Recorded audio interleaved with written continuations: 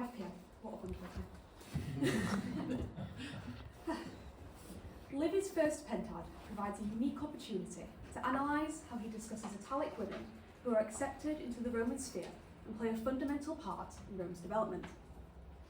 The women of these Italic communities would undergo a twofold Romanisation: the ongoing Roman conquest of Italy and the social war of the 1st century BCE that extended Roman citizenship to all those in Italy. This paper explores how Livy narrates the transitory identity of the Sabine women.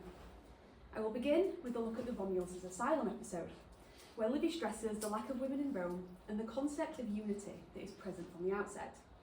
Then, I will consider the abduction of the Sabine women, including Livy's language for social transition, references to costume and hair, and the speech of the Sabine women, all of which add drama to the episode. This paper argues that Livy's promotion of Roman inclusivity is a reaction to the civil wars, and his inclusion of tragic themes and stagecraft allowed him and his audience to process the trauma stemming from the contemporary volatile political situation in Rome. Livy wrote these narratives, which revolve around Concordia and the golden age of Roman identity, to understand and process the years of civic violence which he had been exposed to. In Livy's Rome, what did it mean to be Roman? To understand how Livy narrates the ambiguity around ethno-cultural identity, we must first understand how Romans conceptualised their own identity in the 1st century. Origin myths, particularly that of Romulus' asylum, played a key part. Livy narrates the episode as such. Next, so that his great city should not be empty, Romulus resorted to a plan for increasing the inhabitants which had long been employed by the founders of cities, who gather about them an obscure and lowly multitude, and pretend that the earth had raised up sons to them. In the place, which is now enclosed, between the 2 groves as you go up the hill, he opened an asylum. To that place, a miscellaneous crowd from the surrounding peoples fled, who were free or slave without discrimination, and eager for new circumstances, and these constituted the first advance in power towards that greatness at which Romulus aimed. The idea that Rome was, and always had been, a home to a variety of people is central to Livy's account of Romulus' asylum and his conception of Roman identity. Livy's emphasis on the multi-ethnic origins of Rome is in direct contrast to Greek origin myths, which often have founders of cities coming up from the earth. Myths concerning Rome's foundation are by no means consistent. Dionysius Halicarnassus lists a multitude of foundation myths, including Romus, a son of Aeneas, or, depending on which version you read, a son of Odysseus and Circe. Both Livy and Dionysius narrate how Romulus brought men from neighbouring communities. However, Dionysius states that Romulus only invited free men, whereas Livy asserts that slaves were allowed a place in the asylum.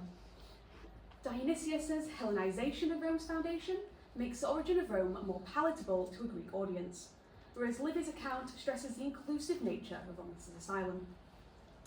Despite this, both authors recognise that Rome's origins centre around the coming together of various people to found a city and build a community. Livy's version of Romulus' asylum sets the stage for his conception of Roman identity, a melting pot of cultural and ethnic customs and traditions.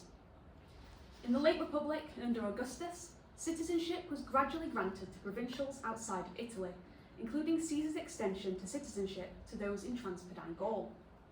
We may also consider the mass migration into Rome under Augustus, and the Augustan literary ideal of Roman inclusivity and cohesion.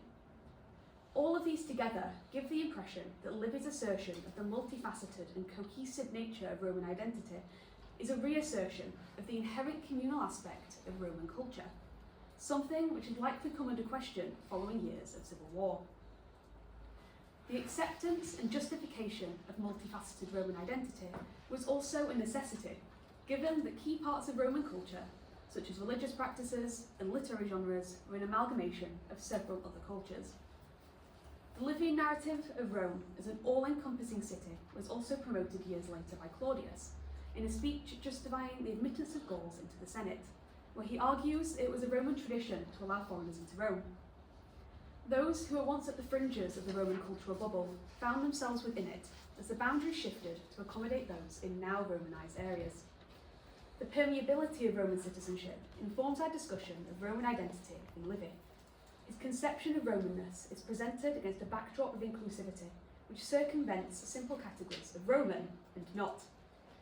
Roman identity in Livy exists on a scale, where the transitions and ambiguities around ethnic identity complicate Livy's presentation and characterisation of non-Roman female protagonists. The Sabine women are, by definition, the first Roman women, and are the first Italic women to take on aspects of Roman identity in Livy.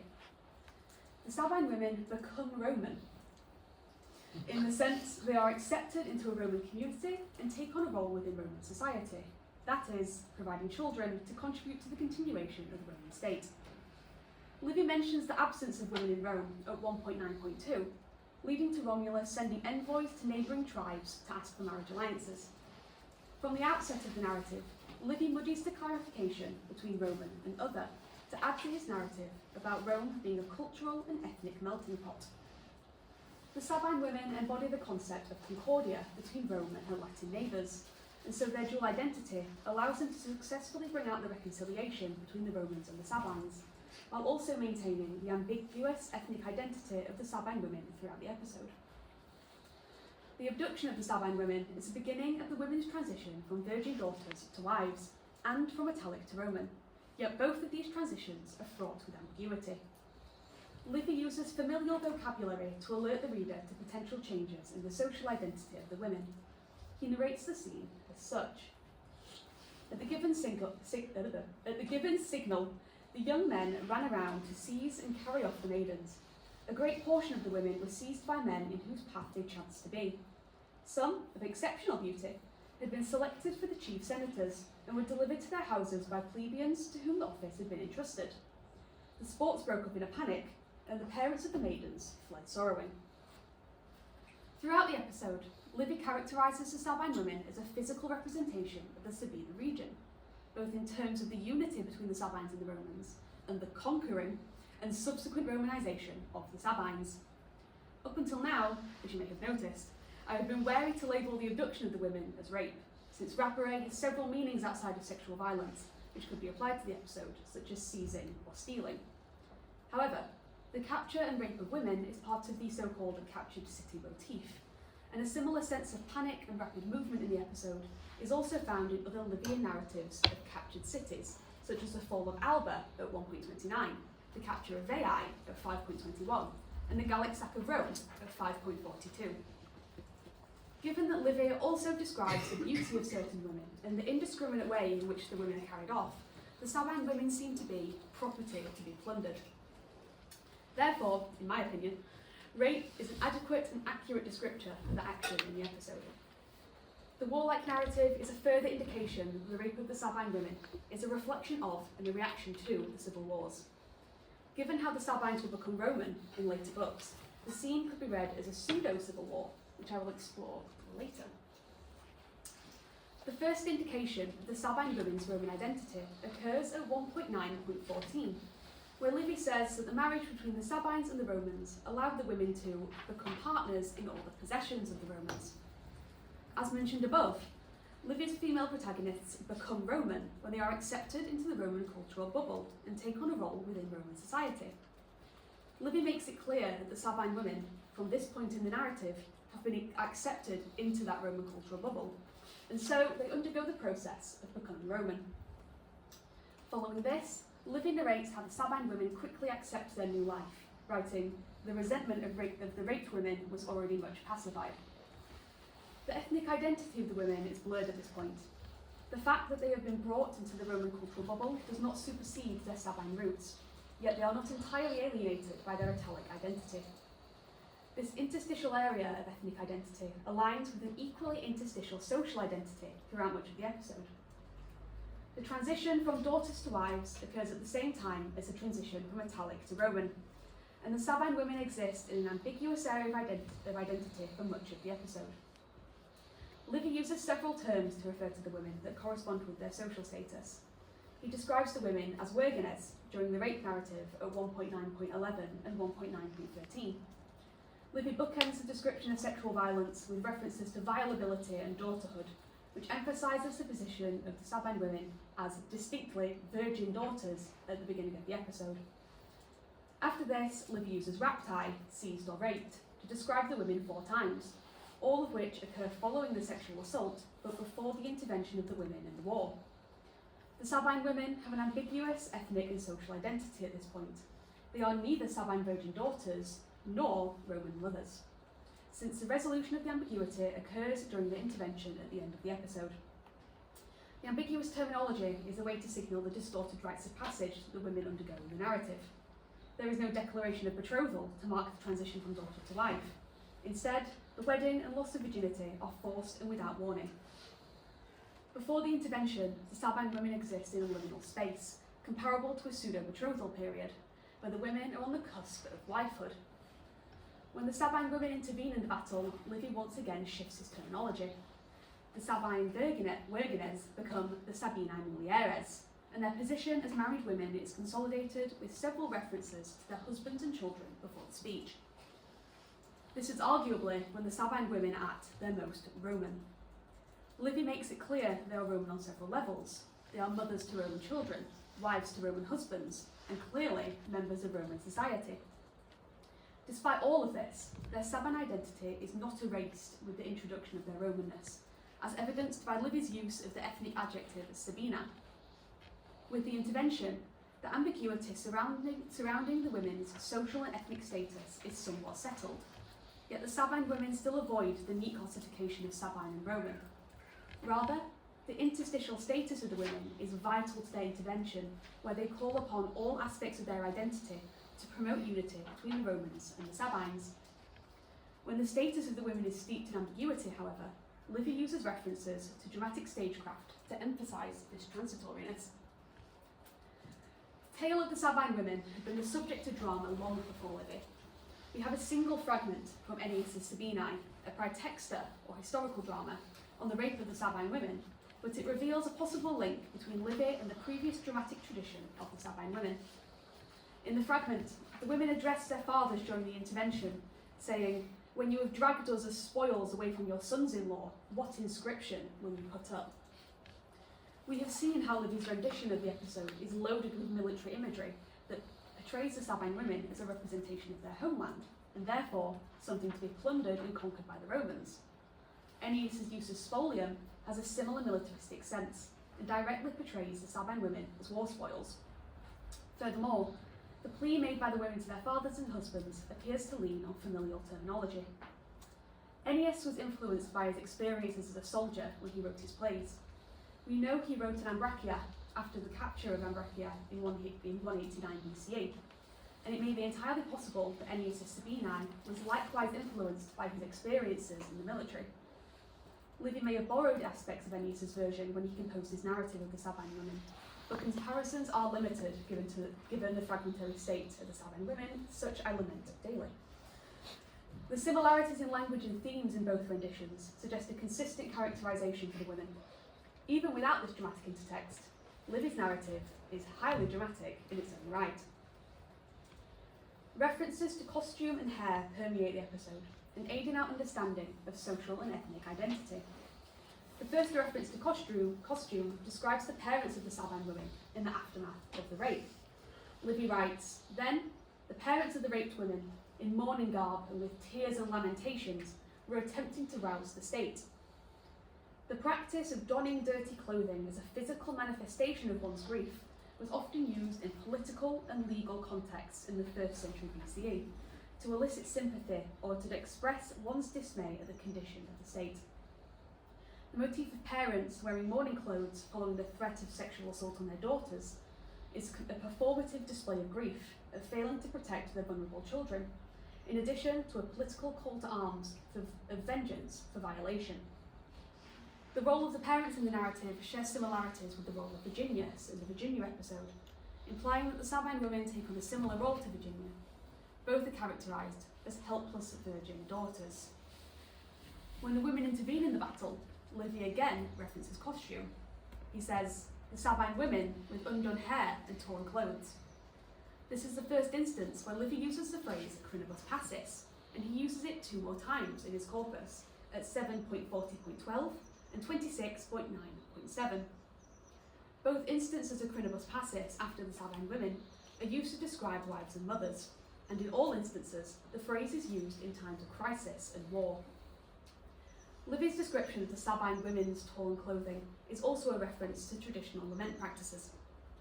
The use of costume in the Sabine women narrative establishes that the episode is dramatic and tragic in nature, and is therefore open to themes of ambiguity and transgression. This is, again, indicative of how Livy weaves contemporary politics into his narrative. In a discussion on Aeschylus's Persae, Edith Hall argued that tragedy allowed both author and audience to process trauma by projecting their pain onto the losing side. Tragedy, after all, is all about suffering. The Rape of the Sabine Women, with its tragic costuming and militaristic narrative, likely performed a similar role, where Livy's contemporary Roman audience could map the pain of the civil wars onto this conflict between Romans and almost Romans. Livy employs vivid details to describe the intervention of the Sabine women, to emphasise the social and ethnic identity of the women. Livy narrates the intervention as follows. The Sabine women dared to go amongst the flying weapons, and rushing in from the side, to part the hostile forces and disarm them of their anger, entreating their fathers on this side, their husbands on the other. Their fathers-in-law and sons-in-law should not stain themselves with impious bloodshed, nor pollute with parricide the suppliant children, grandsons to one party, sons to the other. Every mention of the Sabines is balanced by references to the Romans. Livy repeats the vocabulary de remere and hinc to create the sense of two opposing sides. The Sabine women are literally and figuratively placed at the centre of the conflict, and as a result, their identity as both Italic daughters and Roman wives is on display. The description of the flying weapons and the rushing of the Sabine women once again evokes the motif of a city at war, while also highlighting the actions of the women in a traditionally masculine setting. The Sabine women themselves are observers of the battle, which adds a sense of viewership and performance. Livy also invokes tragic themes to dramatise the narrative when he describes the spilling of familial blood leading to pollution. Given that this is the climax of the narrative, Livy loads the scene with common tragic themes and references to stagecraft to add vividness, which in turn highlights the role of the women as mediators of the conflict, where the familial and social connections to both sides are stressed. The quasi-Roman identity of the Sabine women at this point in the narrative is imposed onto the Sabine men through their role as mediators. Livy's emphasis on pollution, bloodshed, and familial connection reflects the pain associated with the civil wars, and Livy's dramatisation of the episode allows him to reflect both on the community trauma from a highly volatile political situation and the importance of cohesion in Roman identity and society. The speech of the Sabine women serves to cement the Sabine women's interstitial ethnic identity. The speech is as follows. If the marriage and the relationship that unites you gives you pain, turn your anger towards us.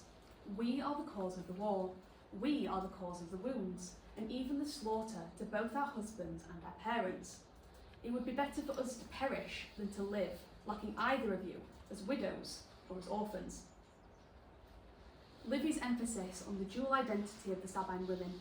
No, Livy emphasises the dual identity of the Sabine women. Oh dear!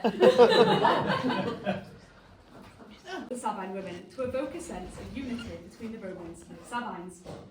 Livy's repeated use of nos aids in presenting the unity of the Sabine women, which embodies the concordia that they wish to impose upon the warring men. Throughout the speech, the women play the role of both daughters and wives, both Sabines and Romans, to successfully appeal to both groups of men. Despite the women embodying several social and ethnic roles simultaneously, there is a distinct lack of transgression at this point in the narrative. Livy has already included aspects of ambiguity and transgression with the rape and captivity of the Sabine women, owing to the incomplete rites of passage in the episode. The intervention serves to settle and rectify this ambiguity so that the relative statuses of the women are more defined. The interstitial ethnic identity of the women is an inherent aspect of Romanisation, thereby allowing the women to call on their dual ethnicity to entreat their Sabine fathers and Roman husbands. The performance of these roles is highlighted by the public nature of the speech, since it is implied there are off-stage witnesses to the action. The speech is the culmination of the episode and results in an unambiguous, yet still interstitial, identity for the women, where the same interstitiality aids in promoting concord between the Sabines and the Romans. The ethnic and social identity of the Sabine women is constantly in flux throughout the narrative. Before the rape, they are italic virgines. During the assault, they have an utterly ambiguous identity. Then, they become wives to Romans and partners in Roman society, and so the transitoriness of their identity comes to the fore. Even when the identity of the women is settled after their intervention, Livy avoids any neat categorisation. They are Sabine by birth, Roman through marriage, and both daughters and wives. Throughout the episode, Livy includes several references to dramatic stagecraft to highlight the interstitiality and ambiguity that is present. Livy maintains the image of an inclusive and cohesive Rome, where Romanness can comfortably sit alongside native Italic identity. The image of Rome as a perfect unity is called into question by the war with the Sabines, hence tragedy follows. As mentioned previously, Livy's use of dramatic set pieces allows him to stage the episode in a distinctly tragic way, and tragedy was the perfect medium to process the trauma of civic violence. However, unlike the Persae, Livy's narrative does not end in tragedy. The episode ends with the resolution of the conflict. War is ended thanks to the intervention of the Sabine women, and Rome can continue in her development. The hopeful resolution of the episode could reflect the rise of Augustus, who famously closed the doors to the temples of Janus in 29 BCE, only years before Livy published his first pentad. The violence of the episode, followed by the imposition of Concordia, is part of Livy's cyclical history. Rome began with a pseudo-civil war, followed by a Pax Romana of sorts, and the Rome of Livy's day would follow suit.